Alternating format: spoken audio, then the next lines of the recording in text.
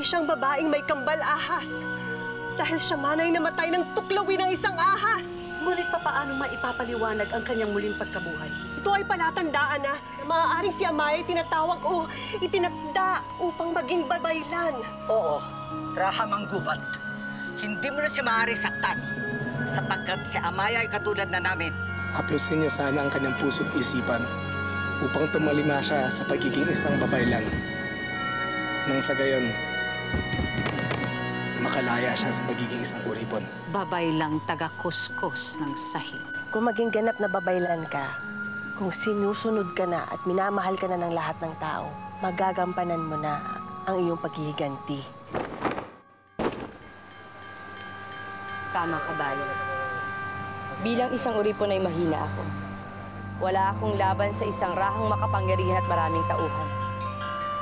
Oo, dahil sa mata ng raha, isa ka lamang langgam na kaya niyang tapak-tapakan. Hindi ka banta sa kanyang pamumuno, Amaya. Paano nga ba mapapabagsak na isang uripong katulad ko ang isang kapunuan kung hindi patas ang laban? Kailangan lumaya muna ang uripon. At maaari kang maging timawa sa sandaling tanggapin mo ang alok ni Hilway na maging alabay niya. Ano bang ibig sabihin ng pagiging alabay?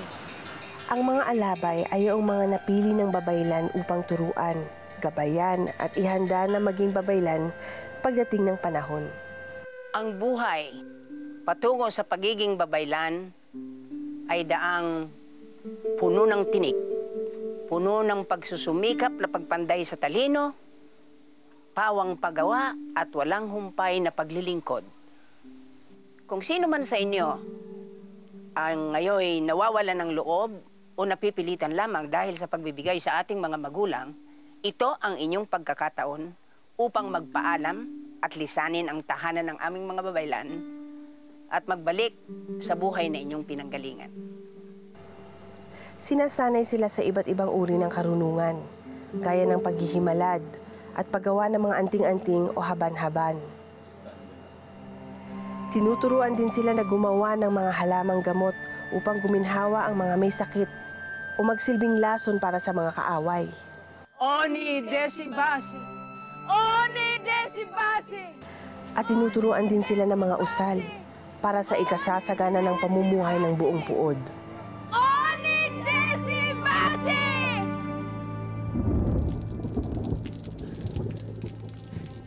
Dininig ng mga diwata ang ating panalangin. Mula ngayon ay maaari na nating tamnan ang ating mga bukirin. Sa panahon naman ng unos, tinuturuan din ng mga alabay upang umawit ng mga makapangyarihan ding usal upang pigilan ang sama ng panahon.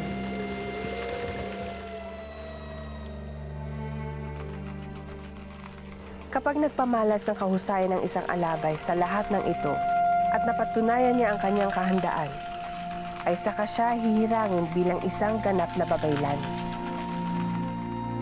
Ang lahat na sinasabi ko sa iyo ay matututunan mo kung tatanggapin mo ang alok ng mga babaylan.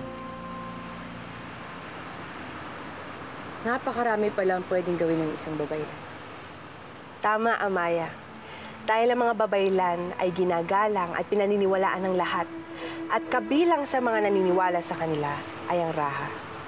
Ang ibig sabihin, kapag naging babaylan na ako, magkakaroon ako ng kapangyarihan sa raha. Na siyang magagamit mo upang labanan siya.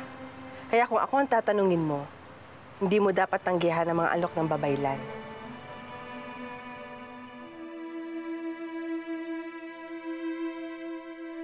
Napakasarap pagmasdan ni Amaya kapag siya'y nasasaktan. Kapag pinagmamalupitan ko siya, ang nakikita ko ay ang pagmumukha ni Dalaang. Kaya pinagbabayaran ni Amaya ang kinawang pagwasak ni Dalaang sa aking buhay. Siguro na may natuto na ang uripong yun. Hindi siya mangangahas na tanggapin ang alok ng mga babaylan. Dapat lamang. Dahil baka matikman niya ang buong bagsik ng aking iloy. Nasaan si Amaya? Diyan, Lamitan. May mga panauhin kayo. Sino?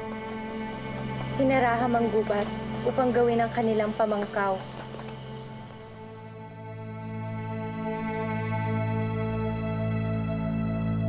Asinas, kay Inam, nakabalik ka. Kailangan ko makiramay sa pagkamatay ni Nasala.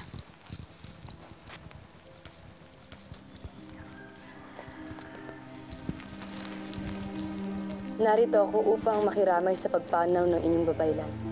Salamat ng marami, Amaya. Ngunit hindi siya naging kasing palad mo. Ikaw lamang ang pinadala ni Pandaki. Hindi si Nasala. Ano pang ginagawa mo rito? Hindi ba't pinahiya mo na ang aming mga babaylan? Tumanggi ka na maging isang alabay kaya umalis ka na. Silay! Ano ang kailangan mo sa akin, Amaya? Narito ako upang tanungin kayo kung handa pa rin kayong tanggapin ako. Ano ang ibig mong sabihin? Tinatanggap ko na ang inaalok mo sa akin maging babaylan, ang maging alabay niyo. Ayusin mo ang iyong sarili, Bagani. Nais mo bang masuya ang iyong mapapangasawa kung sakaling makita kanyang tila namatayan? Patay naman talaga ang aking puso. Nagkakasal ako sa isang babae hindi ko naiibigan. Nagkasundo na tayo, Bagani. At binigay mo na ang iyong salita. Kaya wala ka ng karapatang umurong pa.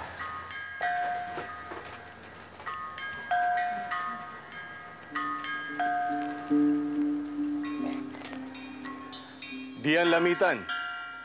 Iloy ni Bay Marikit. Naparito ako, 10 ng aking mag-anak, upang hilingin sa iyo ang pahintulot ng pamamangkaw ng aking anak at tagapagmanang si Bagani. Malugod kong ipinagkakaloob sa inyo ang pahintulot, mahal na Kapanoan. Hindi pa kami nakakahingi ng tawad sa iyo, Amaya. Nung mapagkamalan ka naming ikaw ang babaeng may kambal ahas, inilagay namin ang buhay mo sa panganib. Munti ka na namin ipagkanulo kay Raha Manggubat. Kalimutan na natin yun. Amaya, binabati kita. Ngayon nakapasok ka na sa hanay ng mga babaylan. Tawagin mo kong Asinas. Salamat, Gurong Asinas. Salamat sa pagtitiwala niyo sa akin. Hindi mo pagsisisihan ang iyong pasya na maging kaysa namin. Simulan niyo na ang pagtatawag. Ako ang siyang tututok sa iyo upang maging bihasang babaylan. Aasahan ko yan po ng babaylan. Anong tunog yun? Tunog yun ng pagtatawag. Tanda ng may namamangkaw at nakatakdang ikasal.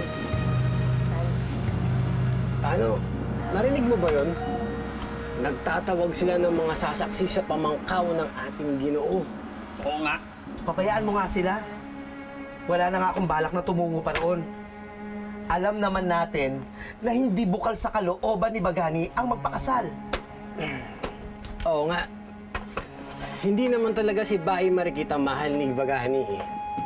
Pinili lang siya ni Raha Manggubat pagkat isa siyang binukot na may lahim kadatuan. Tama. Kaawa naman si Ginoong Bagani. Ano kaya kung para hindi na siya mapilitan, ako na lang ang magpakasal kay Bay Marikit? Ikaw? Sa tingin mo naman, maiibigan ka ni Bay Marikit? Mag-inuman na lang tayo, ha?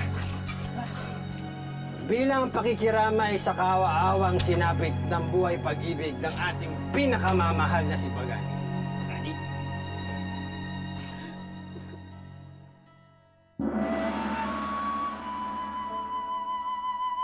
Kayong lahat ay sinamo ngayong umaga upang saksihan ang pamangkaw ni Ginoong Bagani, anak ng Kapunoang Raha Manggubat, kay Bay Marikit, anak ni Dian Lamitan.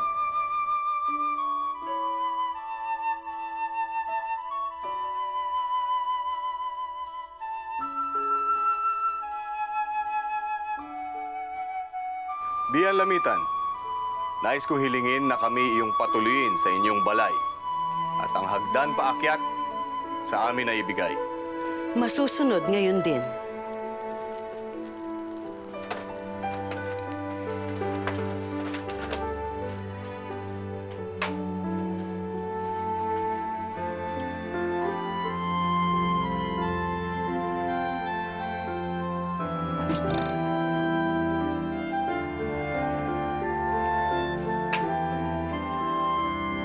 Kasihan nawa ng ating lumikhang silaon at ng mga umalagad ang nakatakdang pag-iisang dibdib ni Ginoong Bagani at ni Bai Marikit upang sila ay makalikha ng maraming supli.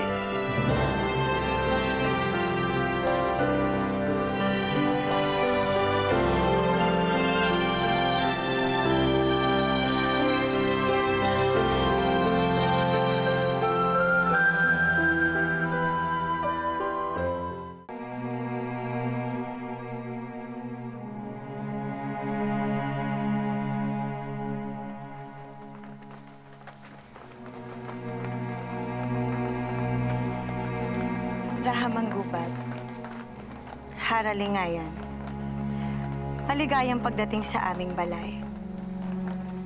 Bagani, ikinalulugod kong ikay na parito. Diyan Lamitan, kung iyong mamarapating, nais ko sanang bukas na bukas din ay maganap na ang kasalan.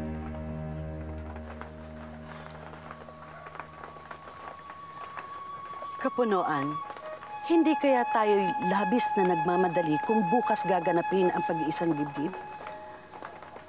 Hindi ko alam kung ito'y makakabuti sa mga anak natin. Songil. Kunawan.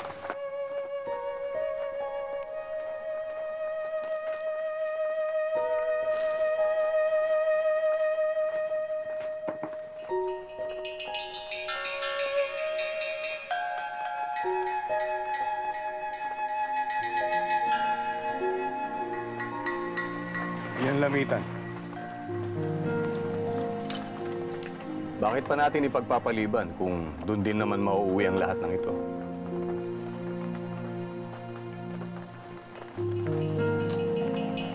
Tinatanggap ko ito, Kapunuan, bilang pagsang-ayon sa inyong nais.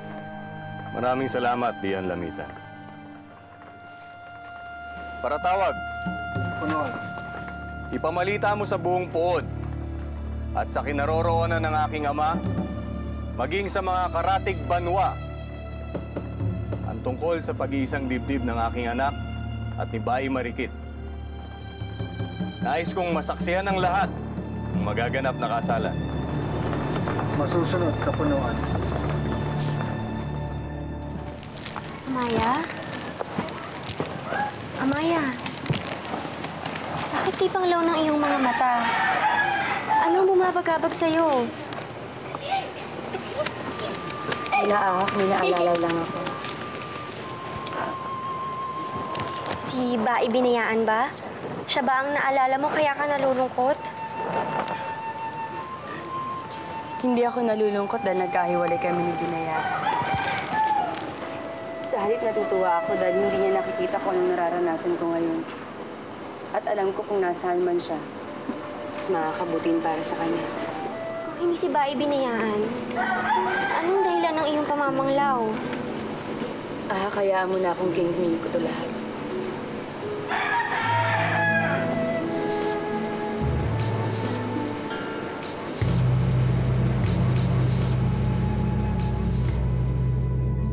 Nais kong ipabatid sa inyong lahat ang pag-iisang dibdib ni Bagani. Ang ginoong anak ni Rahamang Gubat at ni Marikit. Ang Bai na anak ni Lamitan. Kung kaya't ang lahat ay bibigyan ng pagkakataong makipagsaya sa mabuting kaganapang ito.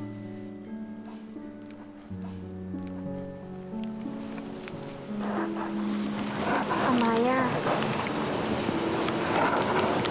ito ba ang dahilan kung bakit nalalambungan ng lungkot ang iyong mga mata? Dahil batid mo na mag-iisang dibdib sila? Malaya si Ginoong Bagay na piliin kung sinong ninanais niya. At hindi nakakapagtaka na si Marikit. Nararapat lamang sila sa isa't isa dahil magkauri sila. Hindi siya pipili na nakakababa sa kanya. Ngunit ang tinatanong ko, ito ba ang dahilan kung bakit ka malungkot? Huwag mo na ipilit yan sa akin, Ahak. Labis-labis ng pighati ang naranasan ko para malungkot ako sa walang kwentang bagay.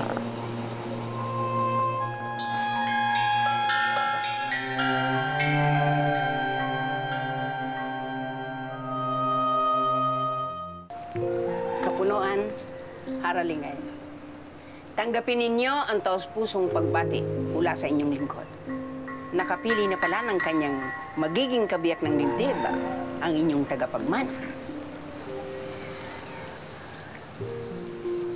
Salamat sa iyong pagbati at sa iyong pagparito, Hilway. Ngunit aking ikalulugod kung ikay makakadalo bukas sa kasal ng aking anak at ikaw ang magsasagawa nito. Salamat sa paanyaya. Asahan ninyo ang aking pagdalo, Kapunuan. Sandali lamang inyong Kapunuan. Ano yun, Hilway? Si Amaya, ang uripong napagkamalang may kambal ahas, ay sumang-ayon na maging alabay ko. Tinanggap ni Amaya ang inyong alok na magsanay sa pagiging babaylan? Ng buong puso, Ginoong Bagani. Kapunuan, hindi dapat pahintulutan ng ganitong kalapastanganan. Si Amaya ay isang uripon. Siya ay pag-aari ko. At hindi maaaring siya ay umalis ng ganoon na lamang. Hindi na ikaw ang magtatakda ng tadhana ni Amaya, diyan lamitan. At simula ngayon, hindi na rin siya isang uripon. Siya ay tinawag at siya ay mayroong mataas na tungkulin na dapat gampanan. Rahamang gubat? Ikinalulungkot ko, lamitan. Ngunit wala akong kapangyarihang baguhin ang pasya ng babaylan o pigilan ang pagiging babaylan ng isang tao, uripon man siya o hindi. Hilway, gawin ninyo ang nais ninyo kay Amaya. Mula ngayon, hindi na siya uripon, kundi isa na siyang alabay.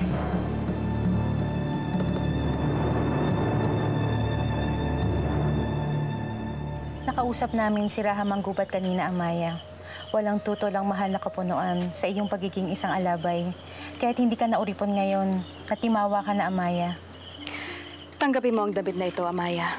Hayaan mong ito ang iyong maging kauna-unahang kasuotan bilang isang natimawa at alabay. Salamat. Napakaligaya ko. Isa na ngayon akong alabay at timawa. Salamat sa inyo. Huwag mo sana kaming bibiguin, Amaya. Laway, maging karapat-dapat ka nga. Umaasa ako po ng babaylan. At simula sa araw na ito, dito ka na maninirahan kasama ko. Ipagpaumanin mo, hindi ko matatanggap ang kabutihan loob mo. Basta naisip ko pang tumira kay Lian Lamitan. Ang lakas naman ng loob mo, Amaya. Natanggihan ng alok ng punong babaylan na tumira dito. Oo. Dahil hindi ko na naisip na magkasama tayo sa isang buko. Dahil hindi ko nakalimutan ang ginawa mo sa akin. Bakit, Amaya? Ano ang ginawa sa'yo ni Angaway? Dadamantal, matutupad na ang isa sa aking pinakamimiti. Ang makapangasawa ng makisig na Ginoo.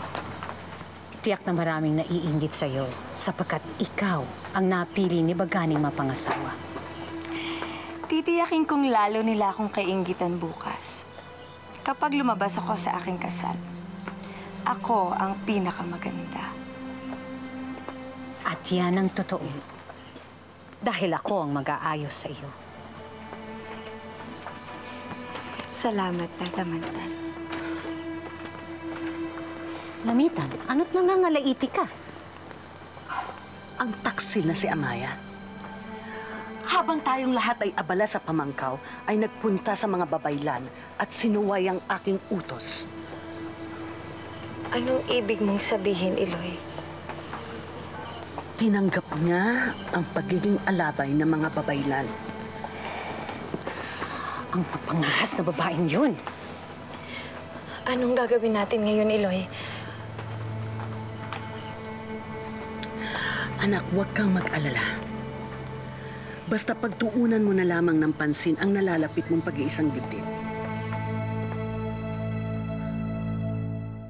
Siya nga, ano ang ginawa sa'yo ng apo ko upang tutulan mo ang aking alok na manirahan dito? Wala po ng babaylan. Ginoo, kalimutan mo na ang mga nasambit ko. Oray, Helway. Kung ngayon yung pahihintulutan, nais kong makausap ang inyong alabay.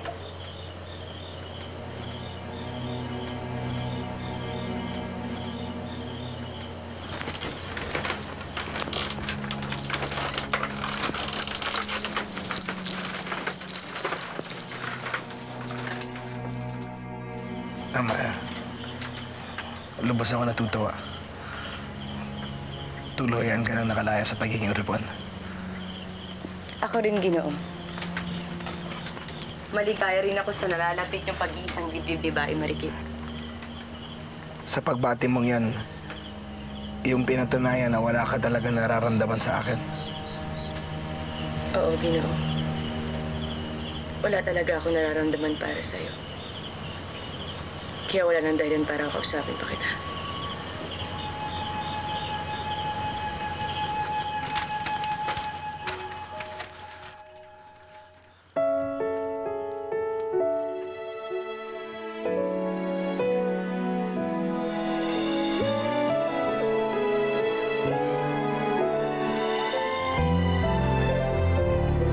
Nanaginip ba ako? O sadyang bumabalak talaga ang buwan para masilayan ko ng malapitan?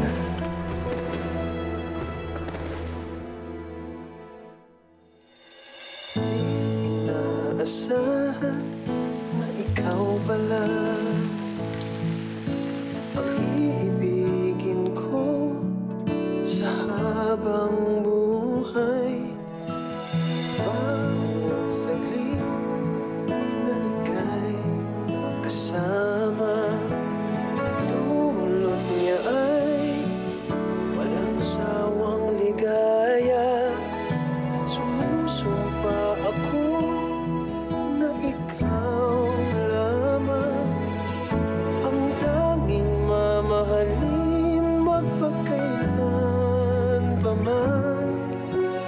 Tinig ko ay kingan, tayong dalawa ang laging magkasama. Nabati ko kayo, Ginoong Bagani, Bae Marikit. Ngayon naganap na ang inyong pag-iisang dibdib. Kayo'y mag-asawa na. Iba ang iyong tindig, Bagani. Tindig ng isang ganap na lalaki. Maasa akong mabibigyan mo na ako ng apo sa lalong madaling panahon. Bakit ayaw niyo sa akin, Iloy? Ayaw ko sipingan ng bana ko. Masaya ako sapagkat nagtapat sa akin si Bagani. Hindi daw niya sinipingan si Marikit at walang nangyari sa kanila. Ganun ba ako kahirap ibigin? Ang mga lalaki, madaling mapaibig. Ngunit kung mayroon na silang naiibigan, hindi sila ganun kadaling lumimot. Ngunit sadyang makapangyarihan ang damdamin ko para sa kanya. Siya ang nilalaman ng puso ko.